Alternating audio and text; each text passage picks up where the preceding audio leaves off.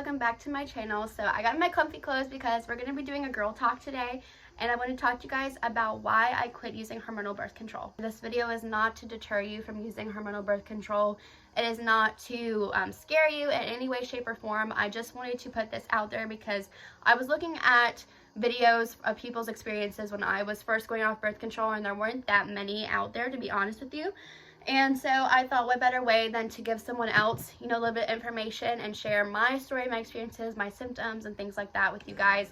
And just so you know, like if you're wanting to go to a separate birth control or you're just starting or whatever, just little tidbits and food for thought about certain things, because I definitely didn't know enough when I first started to embark on my birth control journey. So it is just for educational purposes, just to share a little story. And yeah, Riley was the first man that I had ever done like any sexual activity with.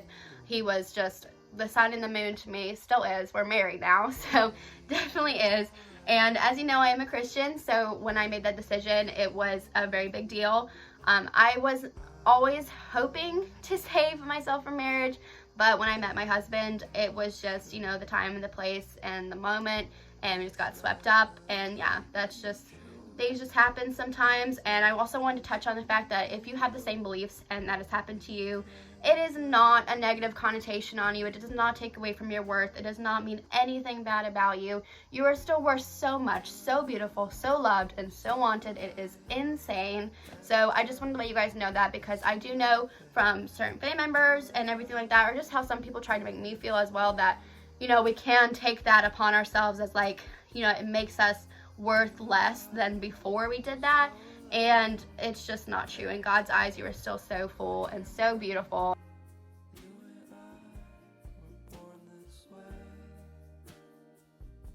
There's obviously a huge difference from giving that away willingly and having someone take advantage of you.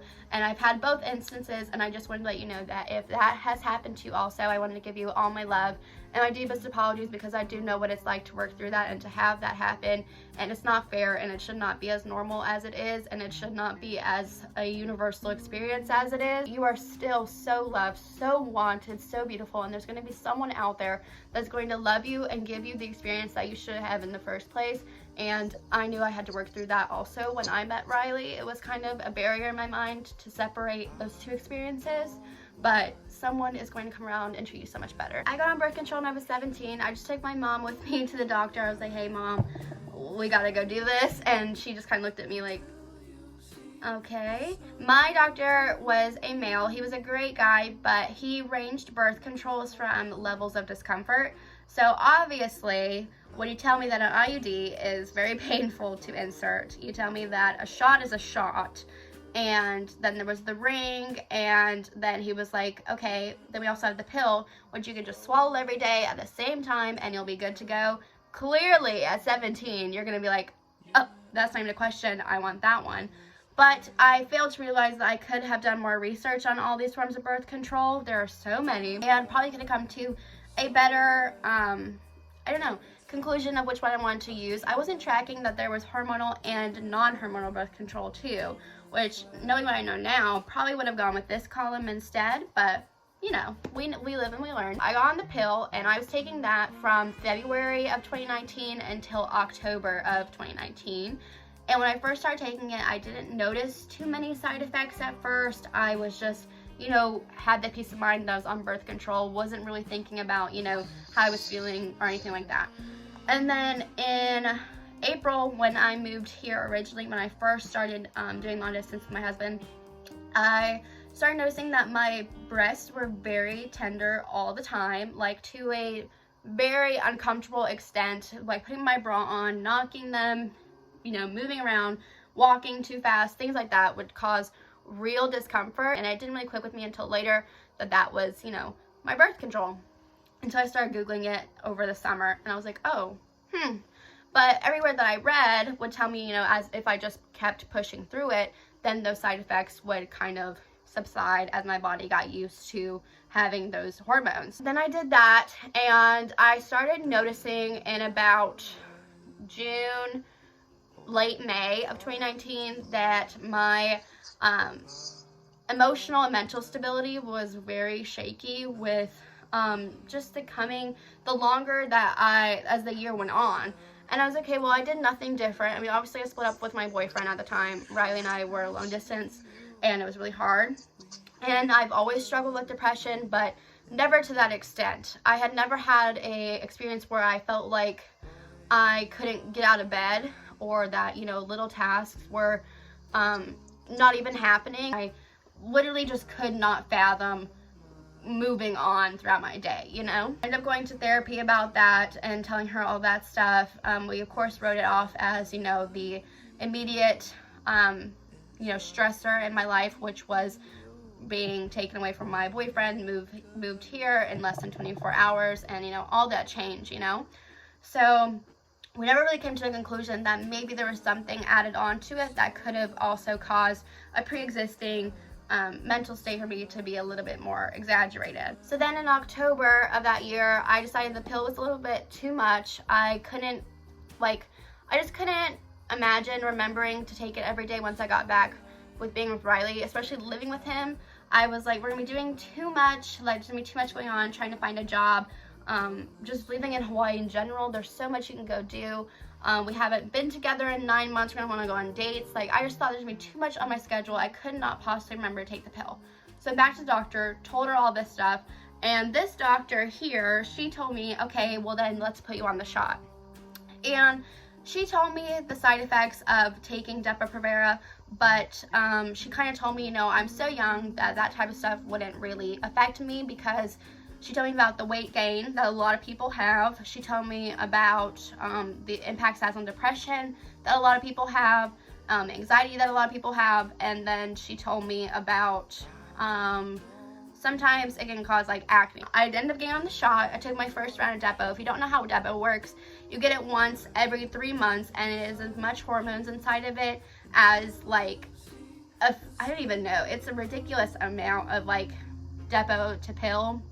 It's a lot of hormones that they put inside of you to last for those 3 months, so you don't have to remember to take the pill. At 17 years old, having that much hormone shot into you was just crazy for my body. And if I would have looked into it more like I have since then, definitely wouldn't have taken it, just would have stuck with the pill at the time. Got on Depo. I took that in October 2019, and then I started noticing again my breasts extremely tender, even more so than before. It was just pain. It was hard to sleep. Couldn't sleep on my side.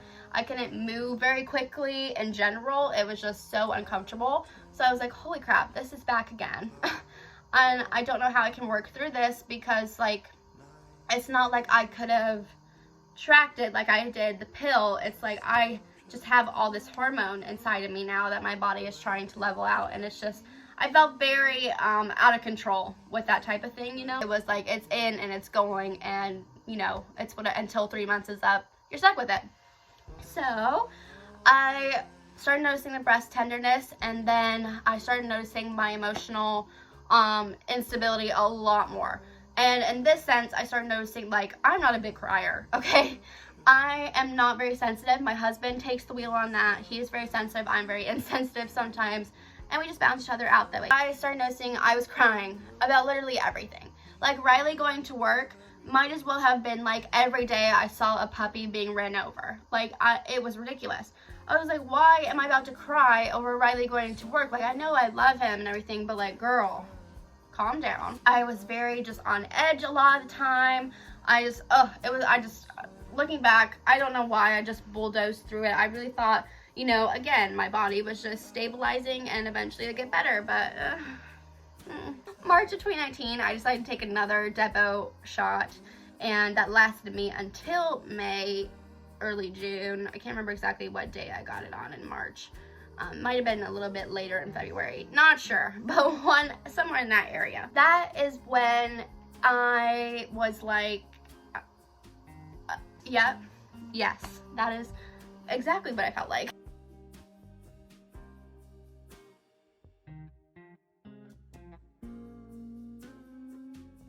In the time span of these 3 Depo shots, like I said before, my doctor here told me, you know, you don't have to worry about the effects it could have on your depression. You don't have to worry about the effects it could have on your metabolism and body in general, because you're so young. right? So you know that I'm always preaching that, you're more than a number on a scale. You're so much more than just a body. You're not here to lose weight and, look good for, other people, whatever. You're here to make you happy. You're here to feel good in your life, and you're here to live it the way you want. So in the time span between March and June, I had gained 20 pounds. And in between October and March, I had gained 15 pounds. So altogether, I gained 35 pounds whilst actively taking Depo. I was not having a normal eating schedule, metabolism, weight gain, weight loss, nothing. I had completely plateaued at 197 pounds. I was able to lose, I think I've lost about 10 pounds since I've been off of hormonal birth control, which is not a flex. It is just to say that for the whole time between October of 2019 until now, all I was doing was going up and plateauing. Like, nothing was changing no matter what I did, and it caused a lot of just issues in my personal life, how I looked at myself. Not to say that I find my identity in being a certain weight or being a certain size. It's just I felt like I was living someone else's life because of how out of control emotionally and mentally and physically I felt. So this is around the time I started doing TikTok and realizing that I had a real passion for body confidence and self-love and just how you looked at yourself in general, because I was currently struggling with how I was looking at myself because I'd never been to that weight before. And I don't care no matter what anyone says, even though I preach body positivity, when your body changes, it does affect your mental. Unfortunately, it's how society has wired us. We think, we should be the same weight as we were when we were 17, when we're 27. We should think that we should have a flat stomach. We think all these things, right? So when our body changes, it throws us for a loop because we're just fed all this stuff that is not okay, But it is. I started kind of clicking everything together. I was telling my mom, I was like, Mom, I don't know about this. Like, I don't know what's going on, but here's what's happened, here's what I'm experiencing, and by the way, I literally can't get out of bed every day. And like I can only like function when Riley's around, and that's just because I feel pressured to act normal because my husband is around 24/7 when he's off on the weekends, right? Whereas I could kind of play it off when he's home in the mornings. And then when he leaves in the afternoon, I would just totally lose it because he'd be gone from 3:30 until 1:30 in the morning. So, I kind of worked around it, kind of played it off. At least I was thinking until the end of last year. Riley was like, girl, are you good? She's like, no, sis, like, Depo has so many hormones in it, has so much going on, and your body is not equipped for that. I've read a lot of women that regardless, they have had a really hard time with Depo, either with the weight gain or not being able to get your period back. Because one thing about Depo is it stops your egg from fertilizing. It completely takes over the mucus inside of your uterus and makes it to where a egg and a sperm cannot even attach to the walls of your uterine line. That means you're not ovulating and you're not having a period. So for 6 months straight, I did not have a period whatsoever. I started looking into, how can I bounce back from this, and how long is it okay for your body to not have a period? Because clearly, I want to have a child with this man one day. I want to raise a family, and I cannot do that if I don't have a period. Obviously, there are many other wonderful ways to start a family, but I would really love, to start out. I would love to be my first option, I was like, okay, well, I need to get off of Depo because I really started thinking that it's causing crazy problems with my body in general, and my emotional and my mental are not very good at all. And also, I'm worried about my fertility. So I got off of Depo, got back onto the pill. I went to the doctor. I told him all my stuff. He was like, okay, we're getting back on the pill. You're right. We shouldn't have even done Depo. Like, I don't know why we did that, but we're going to get back on the pill now. But I wasn't taking it like I should have been.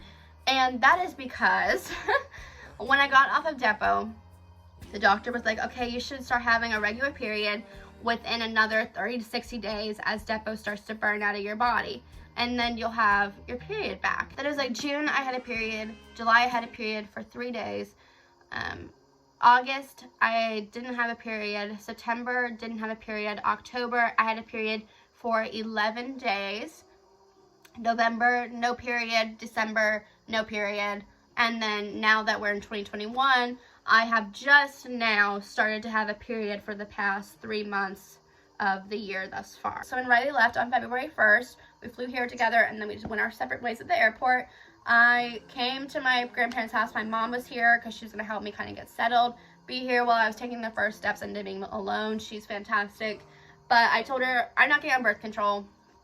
And, you know, we'll just track my ovulation cycle. We'll watch my period. We'll do whatever we got to do. But I cannot take hormonal birth control anymore because of my struggles with mental health. When something starts messing with that, that is an automatic no. That is out. Can't do it. I will not give that power in my life. Like, I just value my peace way too much, and I don't need to be taking in anything that's going to cause more problems with that. And I take that not even just with birth control. I take that into, you know, my social media. I take that into what I read, what I watch, what I listen to, who I allow in my life. It is something I feel like all of us should practice. I got off of birth control in January. I have not touched it since. Since then, now in late March, this first week of April, I have been able to, you know, find motivation to do, you know, the things that I love. Clearly last month you saw I was on a really good posting schedule with you guys. I was posting quite a bit on TikTok, especially now. I've just gotten back into it. I just feel so much better now. And I think if I ever go back to using birth control, I will be looking at the non-hormonal options. But for now, I think what I'm going to be doing is tracking my ovulation schedule and just watching my period. That is a very good way to, you know, have as a contraceptive as well. That's not something you take in. It's just, you know, taking the accountability and the responsibility of watching how things are going throughout the month. And so I think that's what I'm going to be doing when Riley and I are back together. I've talked to him about it. He is a huge supporter of, you know, me taking care of me and doing what's best for me. Obviously, when it comes to children and raising a family, we have the same mindset. Obviously, if I were to get pregnant, we'd both be extremely happy. We'd be so ready to start a family. You know, it just rolls with, you know, we'd roll with whatever happens. But he is so supportive, and I'm so lucky to have a husband who, you know, he doesn't pressure me to stay on birth control or to do something that is obviously doing harm to my body. Thank you guys so much for watching this video. I would like to do a lot more girl talks with you very soon. I hope you enjoyed this, and if there's any other topics for me to touch on, feel free to comment them down below, DM me, comment on any of my social medias. I do post on my Instagram quite a bit about YouTube and what's upcoming and give you guys options of what videos you like to see, so make sure you go follow me there. Same with TikTok. You can easily follow me there as well and be updated on a lot of things that I do. Hope you guys enjoy this as well and stick around. If you did, remember to subscribe, and I'll see you guys on Monday and Friday each week. I hope you have a great rest of your week, and I'll see you next time.